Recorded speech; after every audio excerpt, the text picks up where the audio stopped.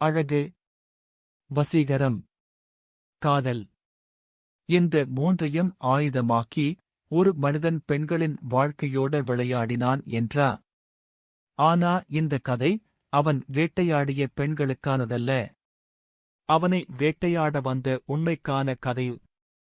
Hi guys, நீங்கள் கேட்டுக் கொண்டிருப்பது கிரைமெக்ஸ் பாட்காஸ்ட். நான் உங்கள் கபி. இன்றைக்கு நாம் கேட்கப் போகும் கதை காதல் என்ற பெயரில் நடந்த ஒரு கொடூரமான குற்றத்தின் உண்மை. வாருங்கள். இதய வேட்டை. மழையில் நனைந்து கொண்டிருந்த அந்த நகரத்தின் நள்ளிரவில் துப்பறியும் நிபுணர் வினோ தனது அலுவலகத்தில் ஒரு பழைய கோப்பை படித்துக் கொண்டிருந்தார். அப்போது கதவு வேகமாக திறக்கப்பட்டது. உள்ளே நுழைந்தவர் டேவிட், வினோத்தின் வலது கை போன்ற உதவியாளன். வினோ, ஒரு புது கேஸ். சரோஜா என்ற பெண் மாயமாகி 3 நாட்கள் ஆகிறது. அவள் ஒரு பெரிய தொழிலதிபரின் மகள். ஆனால் போலீஸ் இன்னும் எந்த துப்பும் கண்டுபிடிக்கவில்லை என்றான் டேவிட். வினோத் நிமிர்ந்து பார்த்தார். சரோஜா கடைசியாக யாரோடு பேசினாள்? தேவா என்றான் டேவிட் சுருக்கமாக. நகரத்தின் மிகவும் அழகான மற்றும் வசீகரமான இளைஞன் தேவா. அவரது பார்வை ஒரு பெண்ணின் மேல் பட்டால் அவள் அவரது வலையில் விழுவது உறுதி. ஆனால் தேவா ஒரு பிளேபாய் மட்டுமல்ல, அவன் ஒரு உணர்ச்சியற்ற ஏமாற்றுக்காரன்.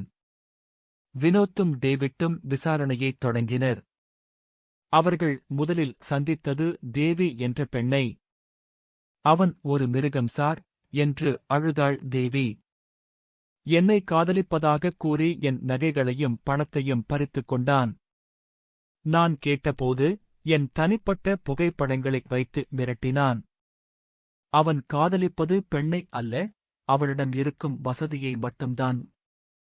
அடுத்ததாக அவர்கள் சந்தித்தது பிரியா. அவள் பயத்தில் நடுங்கிக் கொண்டிருந்தாள். சரோஜா மாயமாவதற்கு முதல் நாள் தேவா அவளுடன் சண்டையிட்டதை நான் பார்த்தேன். சரோஜா அவனது உண்மையான முகத்தை தெரிந்து கொண்டாள். அதனால் அவளை எங்கேனும் என்று பிரியா பாதியிலேயே நிறுத்தினாள். வினோத்திற்கு ஒரு விஷயம் புரிந்தது. தேவா வெறும் பெண்களை ஏமாற்றுபவன் மட்டுமல்ல, அவனுக்கு பின்னால் ஏதோ ஒரு பெரிய நிழல் உலக தொடர்பு இருக்கிறது. டேவிட் தனது லேப்டாப்பில் தேவாவின் போன் சிக்னல்களை ஆய்வு செய்தான். வினோத். தேவா இப்போது நகரத்தின் எல்லையில் இருக்கும் ஒரு பழைய கிடங்கில் வேர்ஹவுஸ் இருக்கிறான்.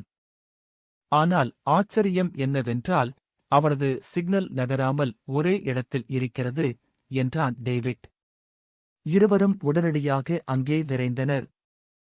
துப்பாக்கிகளை தயார் நிலையில் வைத்துக்கொண்டு வினோத் முன்னால் செல்ல டேவிட் பின்னால் பாதுகாப்புக்கு வந்தான். கிடங்கிற்குள் நுழைந்தபோது அவர்களுக்கு பெரிய அதிர்ச்சி காத்திருந்தது. அங்கே தேவா பெண்களை மிரட்டிக் கொண்டிருக்கவில்லை, மாறாக அவனே ஒரு நாற்காலியில் இரத்தக் காயங்களுடன் கட்டப்பட்டிருந்தான்.